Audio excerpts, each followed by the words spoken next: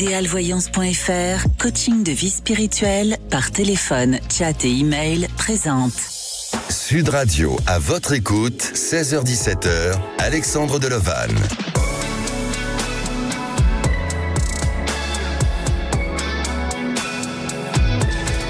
Bonjour à tous, ravi de commencer cette semaine avec vous. Alors vous savez qu'aujourd'hui on est le 15 janvier 2024 et soi-disant c'est la journée du Blue Monday. Selon cette théorie britannique, c'est le jour le plus déprimant de l'année. Alors en plus du Blue Monday, c'est une nouvelle semaine qui démarre et parfois pas facile à se motiver soi-même, d'être son propre coach en quelque sorte.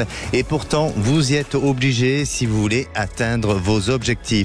La motivation est une force qui vous pousse à agir et ça passe par de l'auto-motivation.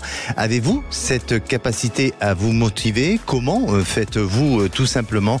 Eh bien, venez témoigner à l'antenne, venez témoigner de vos expériences vécues. Je suis là pour vous écouter au 0826 300 300 et nous sommes en direct live sur YouTube. Aujourd'hui, à la réalisation de l'émission, c'est Lucille et au standard, Aude et Zach.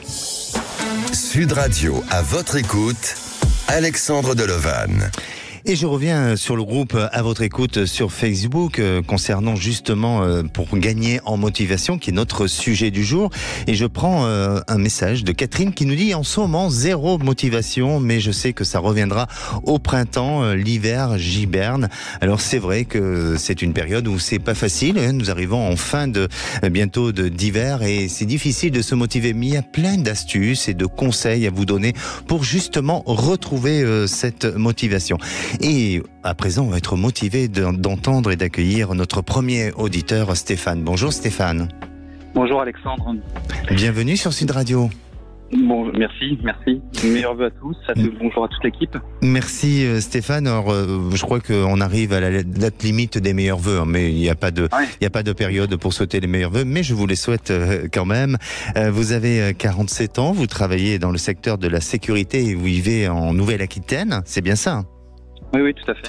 Alors, dites-moi, Stéphane, pour vous, la motivation, est-ce que ça fait partie des choses de votre quotidien ou alors il faut en tout le temps donner cette auto-motivation pour arriver à atteindre vos objectifs?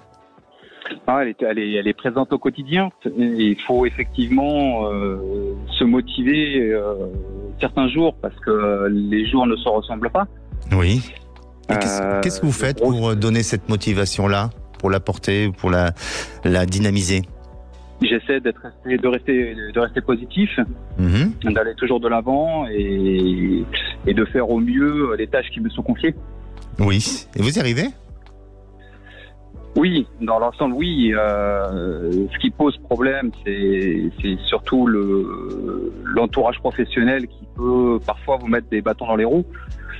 D'accord. Et pour l'évolution, c'est un peu compliqué. Alors justement, venons à votre sujet et à votre questionnement d'aujourd'hui. Ça concerne votre travail. Vous rencontrez des soucis avec un groupe de personnes dans votre entreprise. Racontez-nous un petit peu. Mais il y a un petit noyau dur là, qui ont tendance à tirer vers le bas et on essaie de motiver pour remonter tout ça, mais c'est compliqué, donc il faut trouver des solutions. Alors, est-ce que les solutions seront bonnes? Je ne sais pas. D'accord. Quand vous dites un petit noyau dur, est-ce que ce noyau dur est lié au fait que ça s'oppose à vous, au fait qu'on essaye de vouloir vous empêcher d'avancer, d'évoluer, ou qu'est-ce qui s'est passé exactement et pourquoi vous en êtes arrivé là? Je sais pas, il y a eu des quiproquos, je sais pas, et on a essayé de se remettre en question, ça marche pas, on a l'impression de tourner en rond. Bon, mais pour être un peu plus précis, vous avez eu un changement de poste. Est-ce que vous avez intégré ce groupe depuis combien de temps? À peu près 2 ans. D'accord. Et est-ce que c'est à la suite d'un changement de fonction, de poste, ou est-ce que à un moment donné il y a un état d'esprit? Parce que ce que je crois entendre et comprendre, c'est lié plus à un problème d'état d'esprit, non? Oui, je pense. Racontez-nous un petit peu. Il y a un noyau dur qui est installé depuis un moment, et puis bon, on a du mal à intégrer, ou je sais pas, on n'est pas dans les... Je l'explique pas. D'accord. Est-ce que ça serait pas vous qui aurez des fragilités ou des difficultés à vous intégrer à ce noyau? Non, parce que je reste assez solide et je suis assez ouvert d'esprit, donc non, quand il y a une porte qui est fermée, vous pouvez essayer de l'ouvrir. Bon, donnez-moi un petit détail, parce que j'entends ce que vous dites et je sens votre fragilité et votre problématique, mais essayez pour que nous puissions comprendre et que nos éditeurs puissent comprendre aussi. Donnez-nous un petit détail de ce qui se passe dans votre quotidien au niveau du travail pour qu'on puisse un petit peu se projeter dans votre situation. Un détail, c'est compliqué. C'est que quoi que vous fassiez, de toute façon, ça va pas dans le bon sens. Donc, vous pouvez essayer de prendre n'importe quelle direction. C'est compliqué. C'est un problème peut-être de relationnel, je sais pas. Je sais pas. Est-ce que vous avez fait intervenir votre hiérarchie pour prévenir et alerter de ce qui se passait aujourd'hui? Oui. Oui, ils réagissent? Oui, tout à fait. Et ils font quoi pour essayer d'améliorer la situation? Ils font le nécessaire, c'est-à-dire qu'ils mettent en place des stratégies pour que ça soit plus agréable et ça marche. Et ils donnent des lignes de conduite. Et ça marche? Pour certains, oui. Et pas pour vous? Pour moi, si, bien sûr. Pardon? Je dis pour moi, si. Ah, ça marche pour vous, d'accord. Donc vous êtes assez satisfait aujourd'hui? Oui. Bon, alors quelle est votre question? Je voudrais savoir un petit peu comment va se présenter l'avenir. Professionnel, bien sûr? Bien sûr. Alors pour moi, sincèrement, je vois pas beaucoup de changements. Je veux pas être pessimiste par rapport à la situation. Je vois pas beaucoup de changements et je crois que à la fois par rapport à vos exigences personnelles, je dis pas vis-à-vis des autres, mais vous avez un côté peut-être un peu perfectionniste et qui vous amène à pousser en exigence et ces exigences vous amènent à une certaine forme de déception au niveau du résultat. Donc je sens que il y a des possibilités d'amélioration pour essayer justement de créer plus de cohésion professionnelle de ce qui aujourd'hui ressort en termes de problèmes, mais l'état d'esprit, la mentalité des personnes qui sont avec vous et cet état d'esprit de travail restera un peu similaire à ce que vous vivez aujourd'hui et à ce que vous avez vécu. C'est à vous à peut-être prendre plus de détachement, avoir plus de recul sur la situation et puis surtout à vous concentrer sur vous et sur vos capacités, parce que pour moi vous n'êtes pas en danger professionnel, mais il y a une autre évolution à venir pour vous dans le futur, dans les peut-être 2 ans à venir, où là c'est peut-être intéressant de pouvoir rebondir sur cette situation-là et vous permettre d'avancer et vous écarter de ce qui aujourd'hui vous semble parasitaire. Écoutez, merci beaucoup. D'accord, Stéphane. D'accord, merci. Merci Stéphane d'avoir témoigné et d'être fidèle à l'antenne de Sud Radio. Puis n'hésitez pas à nous tenir au courant de votre évolution.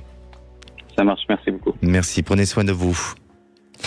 Allez, on se retrouve dans quelques minutes avec Patty. Alors Patty est séparée aujourd'hui, elle se pose beaucoup de questions sur son devenir sentimental. Va-t-elle faire une rencontre? Et vous, comment vous vivez votre vie sentimentale? Vous voulez une réponse? C'est tout simple, vous appelez le 0826 300 300 et on se dit à tout de suite, c'est dans quelques minutes sur Sud Radio. Sud Radio. Sud Radio, parlons vrai. Parlons vrai. Sud Radio. Parlons vrai. Sud Radio, à votre écoute, 16h-17h, Alexandre Delevanne. Et de retour sur Sud Radio, merci d'être à l'écoute de cette émission. Au programme de l'émission Gagner en motivation. Alors le fait déjà d'écouter l'émission, ça peut vous permettre d'avoir ou de reprendre de la motivation. Et vous souhaitez témoigner sur le sujet ou poser des questions concernant votre devenir. Je suis à votre écoute au 0826 300 300. Vous pouvez aussi réagir sur le groupe à votre écoute sur Facebook. Et c'est le moment du saviez-vous. Alors, le savez-vous que le 3e lundi du mois de janvier est censé être le jour le plus déprimant de l'année. Ce concept de 2005 vient du psychologue de l'université britannique de Cardiff, Cliff Arnall, qui est à l'origine de cette étude. Et ce troisième lundi de janvier serait le point de convergence de plusieurs paramètres négatifs, dont dans un premier temps le début de la semaine, c'est-à-dire le lundi. Ensuite, le salaire du mois qui n'est pas encore tombé sur les comptes. La météo, saison froide avec des nuits longues depuis un certain temps et qui vont encore se prolonger pour plusieurs semaines. Mais aussi la période des post-fêtes dont pour certains les dettes de Noël ne sont pas encore remboursées. Et c'est aussi l'arrêt des bonnes résolutions. Alors les bonnes résolutions, on peut en faire toute l'année, il n'y a pas de date. Mais malgré tout, on en tient compte. Sauf qu'en fait, rien de tout ça n'est scientifique. Cliff Arnall, le psychologue à l'origine de cette étude, l'a avoué quelques années plus tard, puisque la formule n'a en réalité aucun sens. Et le psychologue a admis avoir été payé par une agence de voyage britannique, Skytravel, pour la mettre au point. Skytravel avait remarqué que ses ventes étaient en baisse à cette période et donc a inventé cette théorie marketing pour gonfler ses réservations en faisant miroiter à ses clients un pic de déprime pour qu'ils achètent des voyages. Donc, est-ce que ce 15 janvier, c'est la journée la plus déprimante? Eh bien, à vous de le penser comme vous souhaitez le penser. Et à présent, si on écoutait Patty. Bonjour Patty. Bonjour Alexandre. Bienvenue sur Sud Radio. De vous avoir et d'entendre votre charmante voix. Bon, merci pour la charmante voix. Bon, pour le côté charmant garçon, ce sera pour une autre fois, pour un autre passage à l'antenne. Je plaisante. Patty, est-ce que pour vous aujourd'hui c'est la journée la plus déprimante de l'année? Du tout. Non, je crois que... vraiment des journées déprimantes. Le matin, je me lève, je me dis je suis vivante, je souris à la vie et de fonce. Exactement, c'est l'essentiel, surtout la santé, effectivement. La santé. Et justement, vous, est-ce que vous êtes une personne qui trouve des astuces pour gagner en motivation quand vous avez des petites pertes de motivation? De motivation, je fais pas mal de gym, je m'étire, massage, bougie, côté zen, voilà, c'est reparti. C'est bien, très bien. Vous prenez soin de vous? Tout à fait. Mais c'est super. Alors, Patty, vous nous appelez parce que vous avez vécu une longue histoire sentimentale pendant 7 ans. Vous étiez en couple et aujourd'hui vous posez des questions sur votre devenir affectif. Racontez-nous un petit peu votre histoire. J'ai envie maintenant, je suis pas très loin de la retraite. Dans un an et demi, donc j'ai envie de penser un petit peu à moi et de rencontrer une personne qui voudra bien de moi aussi. Oui, bon, ça je crois que c'est valable pour tout le monde, de faire une belle rencontre et d'avoir un équilibre affectif. Mais pourquoi vous associez la retraite à cette notion d'équilibre affectif? Peut-être j'aurai souvent plus de temps pour m'occuper de la personne, de faire des choses ensemble. Parce qu'en ce moment, c'est pas vraiment le temps. Et puis je me dis, il faut que je sorte aussi un peu de ce confort que j'ai. Voilà. D'accord.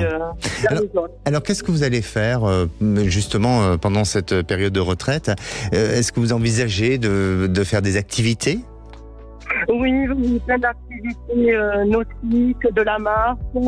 Oui. Et puis partir habiter sur Biarritz. Voilà, moi c'est mon projet et ok. c'est mes ambitions et mon chemin de vie, voilà. Ah d'accord, parce que là vous êtes où exactement? Je suis à Toulouse.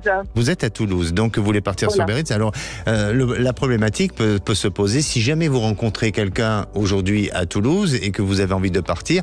Là, ça risque d'être problématique si la personne ne peut pas vous suivre. Je pense que cette personne aimera l'océan comme moi, aura peut-être les mêmes projets. D'accord. Voilà, ça serait mon souhait. Voilà, donc pour vous, ça... Aussi, je pense.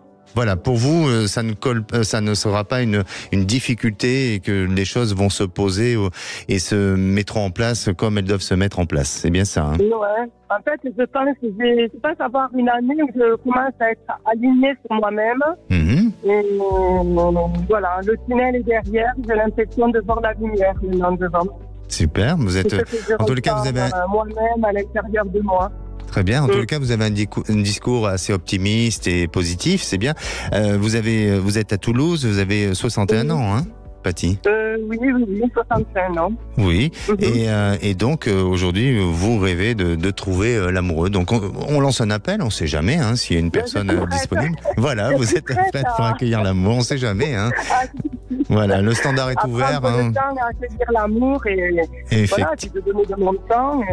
Effectivement. Allez, moi je vais regarder un peu de plus près, hein, pour voir un petit peu ce qui se passe chez vous. Et effectivement, vous êtes dans cette période où il y a beaucoup de réflexions sur votre devenir, au-delà du côté sentimental, mais même sur le plan personnel. Je vous sens vouloir vous mettre même un peu en recul de certaines personnes et d'essayer de réorganiser votre vie autrement et différemment.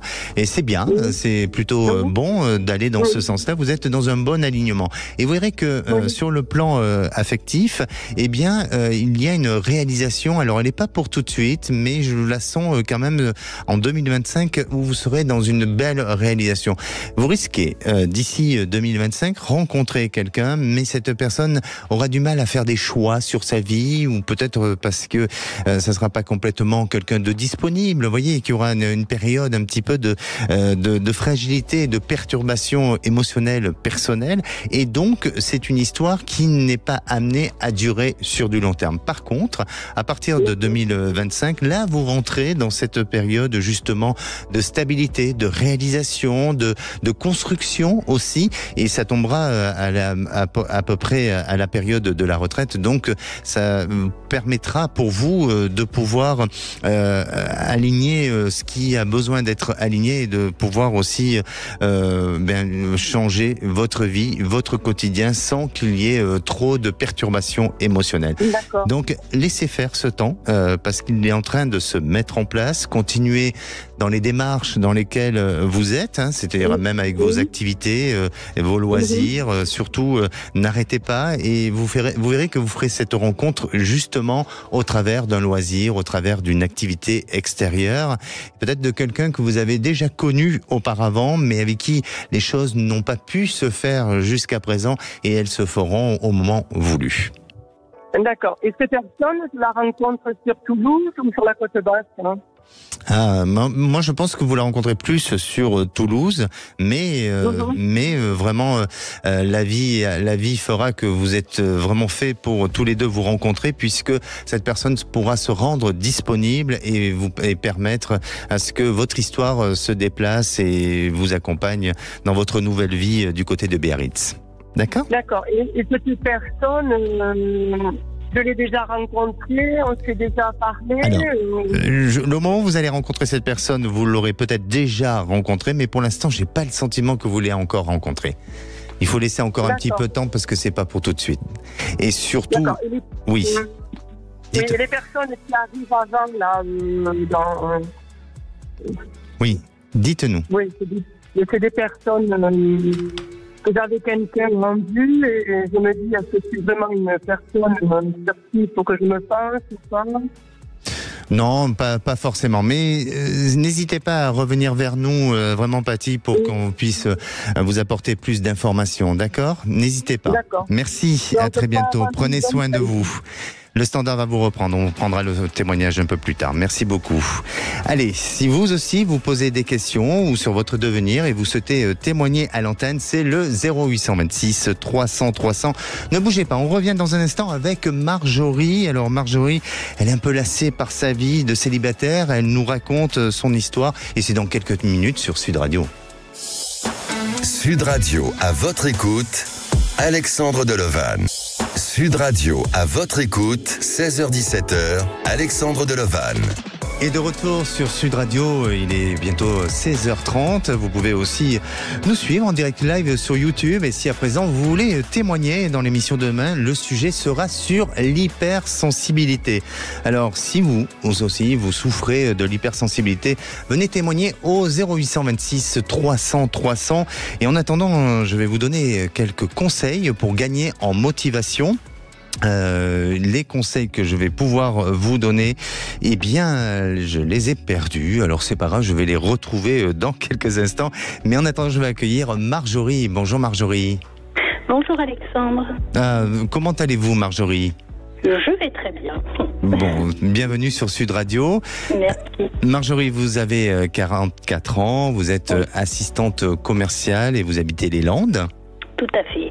Alors, justement, par rapport à la question du jour, sur gagner en motivation, est-ce que vous avez des astuces, des conseils à donner pour développer la motivation ? Je pars du principe que je suis la seule maîtresse de ma vie. Donc, si je veux que ma vie se passe bien, c'est à moi de faire en sorte de faire ce qu'il faut pour avancer. D'accord. Et est-ce que vous avez des petits conseils ou des petites astuces à faire, justement ? J'ai pas gardé bien en tête ces objectifs et se dire que on est les seuls à pouvoir les atteindre sans l'aide de personne. Donc c'est à nous de s'auto-motiver pour atteindre ça. Est-ce que autour de vous, vous avez beaucoup de gens qui sont dans ce même état d'esprit ou dans un état d'esprit différent et justement vous les accompagnez, vous les aidez justement à dépasser leur fragilité et leurs difficultés ? Alors j'essaye déjà de dépasser les miennes. Ce qui est déjà pas mal. C'est déjà bien. Oui. Donc, mais bon, oui, il y a toujours des gens autour de nous qui n'ont pas la motivation, qui ont du mal. Et bon, effectivement, j'essaye, quand c'est des amis proches, de les motiver, de les aider. Bien sûr. Alors, Marjorie, vous aimeriez connaître votre avenir sentimental. Oui. Vous êtes célibataire depuis un moment. Oui. Et vous êtes séparés en 2009, c'est bien ça ? C'est ça. Est-ce que depuis ces années-là, depuis 2009, vous avez pu reconstruire un peu une période ou en tout cas un morceau de votre vie dans avec une relation sentimentale où vous êtes resté complètement célibataire ? Alors non, j'ai eu des suite à cette rupture qui m'a profondément blessée parce que j'essayais d'avoir un enfant avec cette personne et je me suis aperçue qu'il me trompait, donc ça m'a fait beaucoup de mal. Et donc suite à cette rupture, je suis sortie avec un homme marié pendant 5 ans. Oui. Parce que je me disais au moins je serais pas déçue. D'accord. Voilà. Et puis après ça, j'ai quitté la région parisienne pour m'installer dans les Landes. Et depuis, je n'ai jamais refait ma vie avec quelqu'un. D'accord. Est-ce que ça a été un choix de ne pas refaire votre vie ou est-ce que... Oui, il y a eu un choix à un moment donné. Oui. D'accord. Au tout début, ce choix parce que vous avez mal vécu votre séparation ? Oui, parce que je l'ai mal vécu, parce que j'avais plus confiance en la jante masculine, du coup. Et je pense que c'était une façon de me protéger. Alors souvent je me pose la question quand on vit comme ça une séparation et une rupture, pourquoi et peut-être que vous avez la réponse, mais pourquoi on associe tout le monde dans le même sac, on va dire, on dit j'ai perdu confiance en l'homme ou en la femme, et donc on oublie que parfois il y a des personnes qui sortent du lot et qui peuvent être les bonnes personnes et ça influence pas forcément notre devenir sentimental en pensant de cette manière-là, alors que si effectivement on reste avec un regard curieux et éveillé sur la possibilité d'une éventuelle rencontre, eh bien ça nous donne encore cette possibilité de pouvoir rencontrer. Pourquoi vous-même, à cette période-là, vous avez été, bien sûr déçu, mais vous avez, je dirais, généralisé tout ça?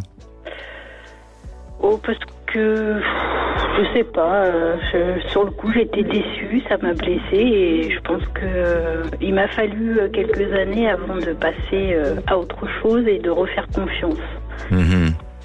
pas, voilà. Et puis, malheureusement, suite à tout ça, à toutes ces déceptions, j'ai aussi sombré dans l'alcool pendant plusieurs années. Ah. Voilà. D'accord. Donc, en parlant de motivation, la motivation d'arrêter la cigarette et l'alcool. Voilà. D'accord. Alors, c'est intéressant de ce que vous venez de dire. Ça veut dire qu'à un moment donné, vous étiez carrément dans l'abandon de soi. Oui.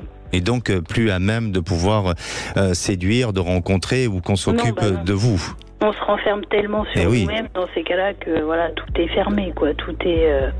Et depuis quelques années, là, je fais un gros travail sur moi. Et comment vous en êtes vous en êtes sorti de cette dépendance? Oui. Et comment vous avez fait pour en sortir? J'ai fait de l'hypnose.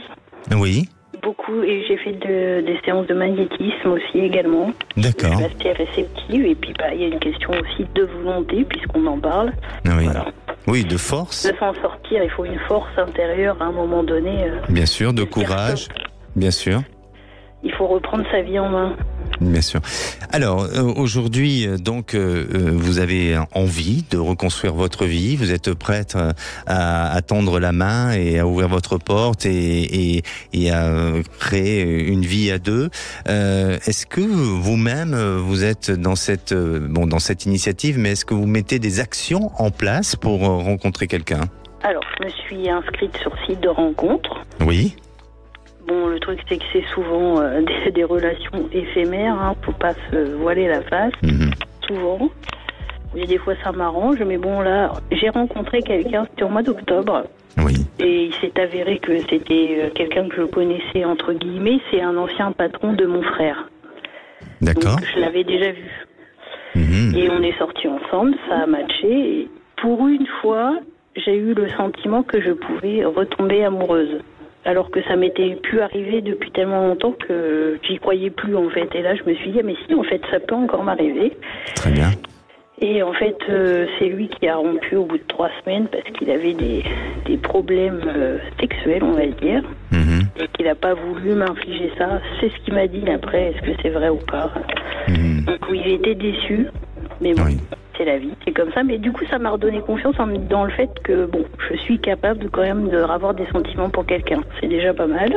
C'est important. C'est important à nouveau de pouvoir y croire et que ça donne une notion d'espoir à tout ça.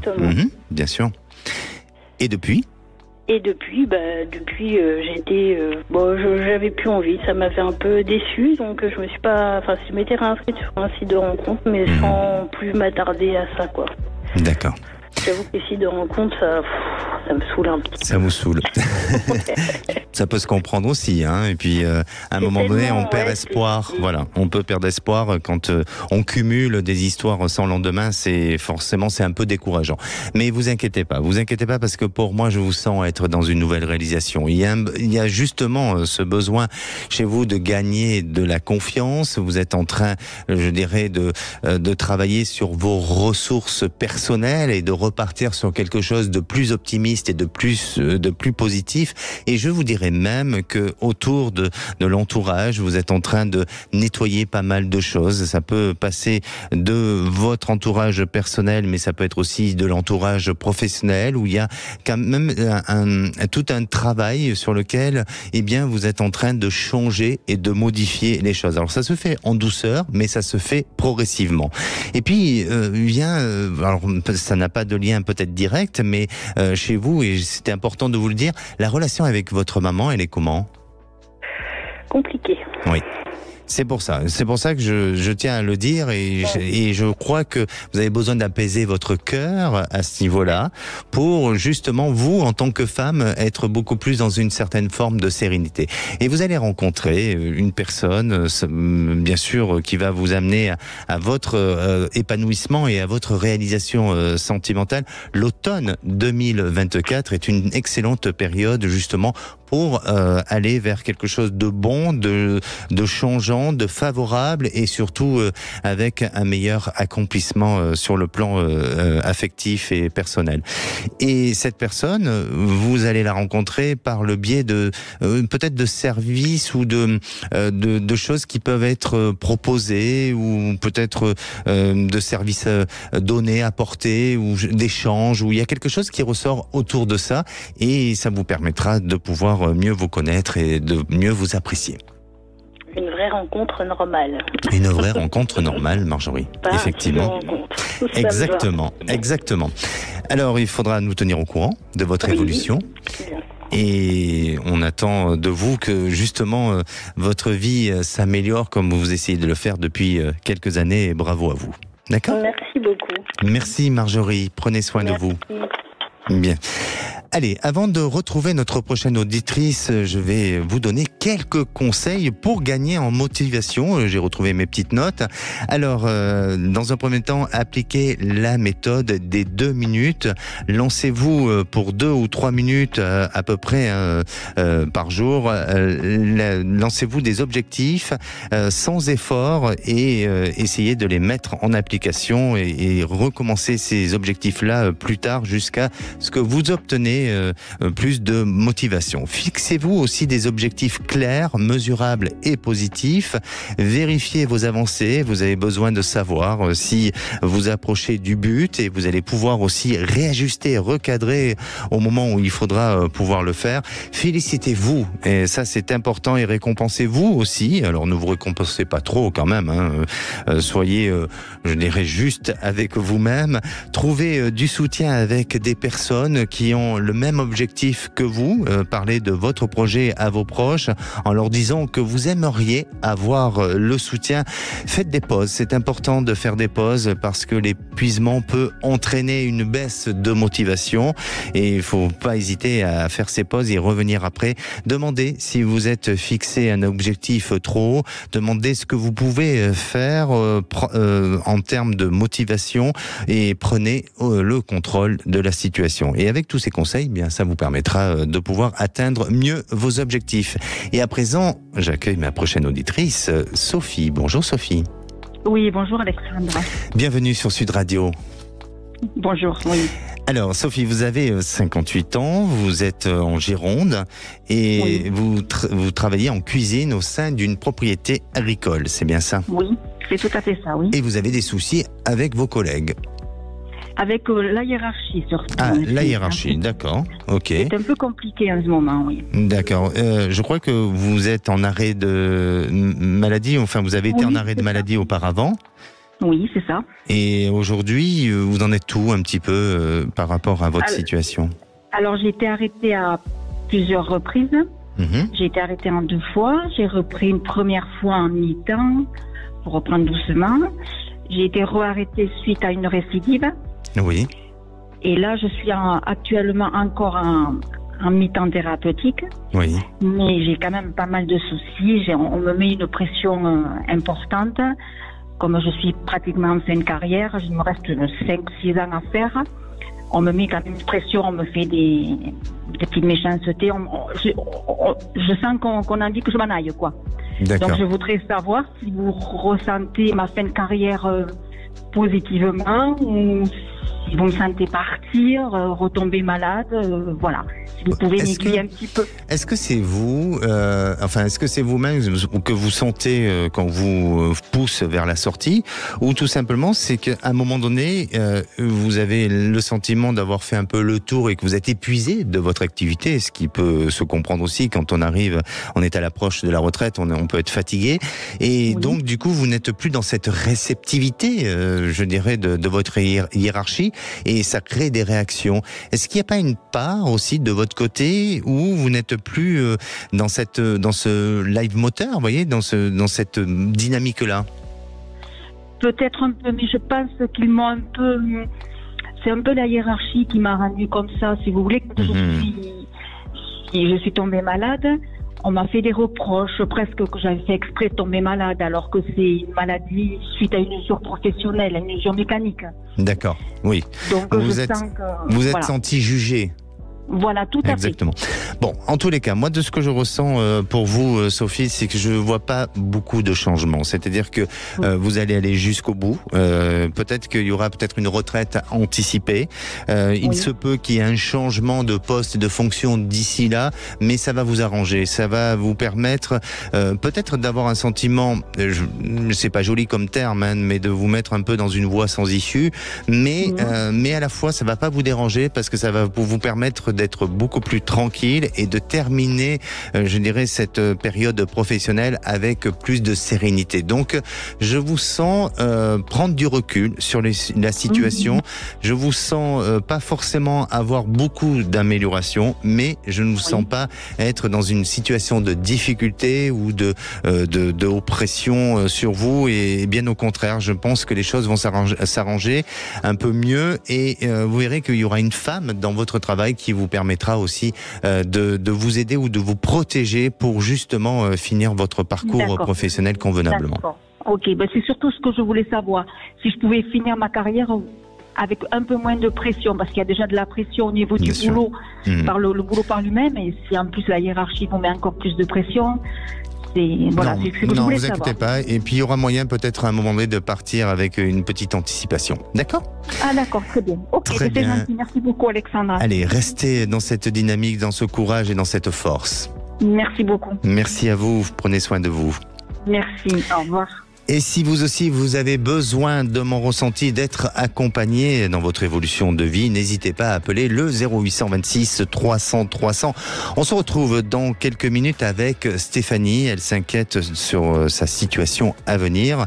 Ne bougez pas, et c'est dans un instant, c'est sur Sud Radio. Sud Radio, à votre écoute, 16h-17h, Alexandre Delevanne.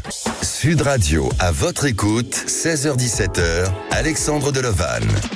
Et de retour sur Sud Radio, merci d'être fidèle à cette émission et pour cette dernière partie et surtout avant de retrouver les vraies voix présentées par Philippe David et Cécile Desmunibus, nous allons accueillir notre dernière auditrice Stéphanie. Bonjour Stéphanie. Bonjour. Bienvenue sur Sud Radio Stéphanie. Merci. Alors, je vais vous poser cette question du jour. Est-ce que vous arrivez à gagner en motivation ? Est-ce que vous avez des astuces, des conseils ? Alors, parfois, comme tout le monde, je pense qu'on est un petit peu mal. Là, au niveau de la motivation, on perd un petit peu, souvent par rapport au boulot, des choses comme ça. Et moi, ce qui me permet de me remotiver, c'est déjà l'entourage et aussi les projets de vie, tout ça. Voilà. D'accord. Aller de l'avant. Est-ce que vous avez le sentiment que vous ne vous arrêtez jamais ? Que vous êtes toujours sans cesse en train de mettre en place des objectifs, des projets de vie ? D'accord. Et pourquoi ? Parce que vous avez peur du vide ? Non, je pense que ça fait partie aussi de mon caractère. Oui. Donc voilà, je trouve toujours des trucs pour me motiver. Donc voilà. Après, j'ai beaucoup de chance, je suis bien entourée et voilà. Vous avez dans l'ensemble, vous avez l'impression que vous avez réussi pas mal de choses par rapport à ce que vous avez mis en place ou ce que vous avez projeté sur votre futur. Alors surtout par rapport à mon vécu, tout ça, oui, je trouve que oui, ça c'est positif et j'ai bien œuvré et j'ai été bien aidée aussi, donc du coup voilà. Et pour vous, quelle serait la plus grande réussite s'il y avait une idée qui vous vient là? Le premier truc, ma famille. C'est votre famille, de construire votre famille. C'est ça. Et d'ailleurs, on va en parler de votre famille, non? Oui. Oui, parce que je crois que vous voulez témoigner par rapport à votre fils. Exactement. D'accord. Moi, j'avais une question, Alexandre, c'était par rapport à mon fils. Voilà, je vous explique. Il est à la fac, il vient d'un secteur professionnel et il a voulu reprendre ses études puisque ça ne lui convenait pas et qu'il se sentait pas à l'aise du tout. Et du coup, je l'ai mis là-dedans. Enfin, il s'est mis à la fac. On lui avait dit en fait, on voulait qu'il ait son bac et que derrière, il faisait ce qu'il voulait. Donc, il a été à la fac, super content. Il a refait une remise à niveau. Il a rencontré des gens, dont une personne qui l'a pas mal manipulé, je trouve. C'était une relation amicale. Et là, dernièrement, en fait, ce qui va pas, c'est qu'elle l'a complètement jeté. Et c'est une personne qui tout le monde gravite beaucoup autour d'elle. Et maintenant, il se retrouve tout seul en classe. Personne lui parle. Donc, grosse baisse de motivation, il n'arrive plus à se concentrer. Et j'ai peur, en fait, qu'il gâche tout et qu'il baisse les bras. D'accord. Alors, voilà. Donc ma question, c'était de savoir si la roue elle est un peu tournée, s'il est tombé sur des bonnes personnes. En fait, il attache vraiment une importance par rapport aux autres, le regard des autres, tout ça. D'accord. Alors, Stéphanie, ses études, il a repris donc ses études, mais dans quoi ? Et là, il fait une remise à niveau en sciences physique chimie. D'accord. Mais après, il prendra une licence. Il va choisir sa licence. D'accord. C'est juste pour remettre à niveau. D'accord, c'est bien. Il a quand même, il s'est donné des objectifs assez élevés quand même, malgré tout. Tout à fait. Oui, pour être au même niveau que les autres. D'accord. Et cette personne dont vous parlez, où c'est juste amical, hein, vous êtes sûr ? Oui, c'était une amie, oui, tout à fait, oui. Enfin, moi, il y a eu des petits bisous, des choses comme ça, mais c'est quelqu'un qui a déjà quelqu'un dans sa vie, mais elle a été vraiment, c'est une personne un peu. Comment on dit, anxiogène, je sais pas comment vous dire. D'accord, mais alors, qu'est-ce qui explique qu'à ce jour, le lien est coupé avec cette personne et que toute la classe se retourne contre lui ? Pour quelle raison ? C'est ce que je lui dis, je ne sais pas. Je pense que déjà, il a un caractère assez introverti. Il est beaucoup à se dire, à se poser des questions, se mettre à la place des gens, être dans le jugement. Il n'a pas confiance en lui du tout. Et et ça aide pas. Et je pense que parfois il se met des idées un petit peu aussi. Oui.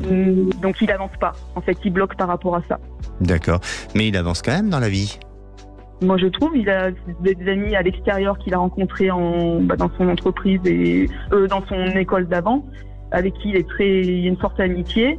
Mais voilà, et comme on lui a dit avec son papa, il n'y a pas besoin de se faire non plus des amis à la fac. Le principal, tout de suite, c'est de réussir. Mais après, je me mets à sa place aussi, être toute seule dans la classe. Bien sûr.